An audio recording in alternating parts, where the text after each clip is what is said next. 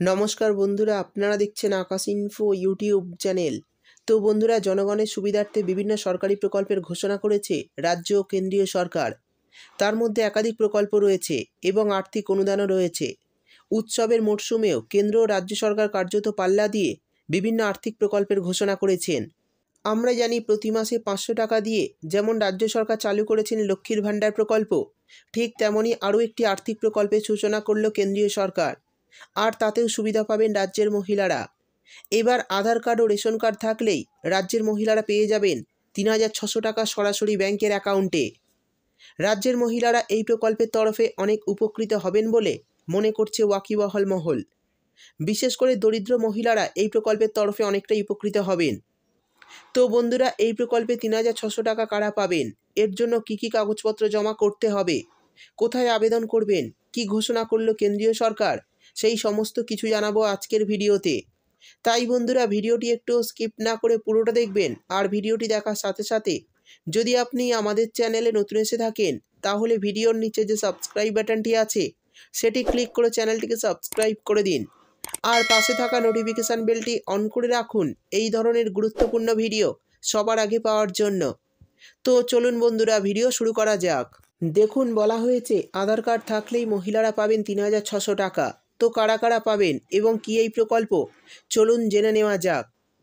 তারপর বলা হয়েছে বিভিন্ন সময় জনগণের সুবিধার জন্য বিভিন্ন সরকারি প্রকল্প ঘোষণা করে থাকে রাজ্য আর কেন্দ্রীয় সরকার। তার মধ্যে একাধিক প্রকল্প থেকে টাকাও পান। বর্তমানে কেন্দ্র ও রাজ্য সরকার কার্যত পাল্লা দিয়ে বিভিন্ন আর্থিক প্রকল্পের ঘোষণা করেছে। কিছুদিন আগে প্রতি মাসে 500 টাকা দিয়ে যেমন রাজ্য সরকার সূচনা করেছিলেন লক্ষ্মীর ভাণ্ডার প্রকল্প, এবার ঠিক তেমনই আরও একটি নতুন প্রকল্পের সূচনা করল কেন্দ্রীয় সরকার। আর এতেও সুবিধা পাবেন মহিলারা।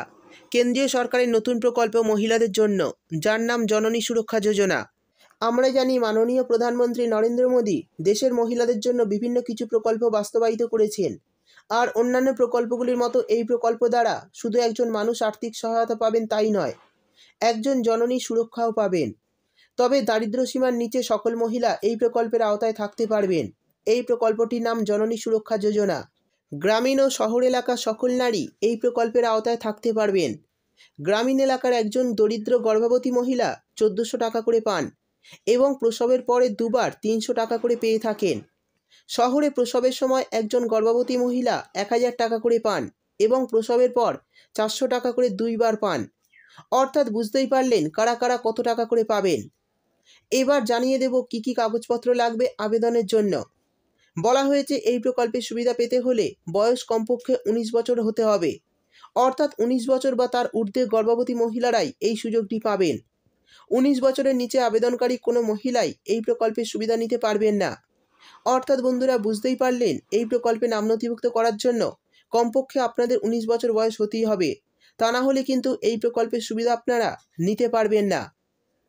এরপর বলা হয়েছে কেন্দ্রীয় সরকারের এই প্রকল্পের আওতায় আসতে হলে কিছু কাগজপত্র লাগবে, যেমন Aadhaar card, BPL, ration card, bank account, mobile number, আবেদনকারীর ঠিকানা, জননী সুরক্ষা কার্ড, সরকারি হাসপাতাল কর্তৃক প্রসবের শংসাপত্র।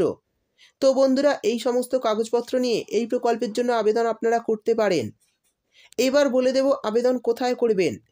দেখুন, বলা হয়েছে এই প্রকল্পের সুবিধা পেতে হলে ডাক্তারি কাগজপত্র নিয়ে বিডিও অফিসে গিয়ে যোগাযোগ করতে হবে। অবশ্যই স্থানীয় পঞ্চায়েত বা পৌরসভা থেকে বাসিন্দা সার্টিফিকেটটি সংগ্রহ করে নেবেন। তারপর আপনারা আবেদন করলে এই প্রকল্পের সুবিধা নিতে পারবেন। তো বন্ধুরা, এই বিষয়ে যদি আপনাদের কিছু জানার থাকে তাহলে অবশ্যই কমেন্ট করে জানাবেন। ভিডিও ভালো লাগলে ভিডিওটিতে একটি লাইক দিয়ে দেবেন এবং আপনার বন্ধুবান্ধবদের সঙ্গে বেশি বেশি করে শেয়ার করবেন।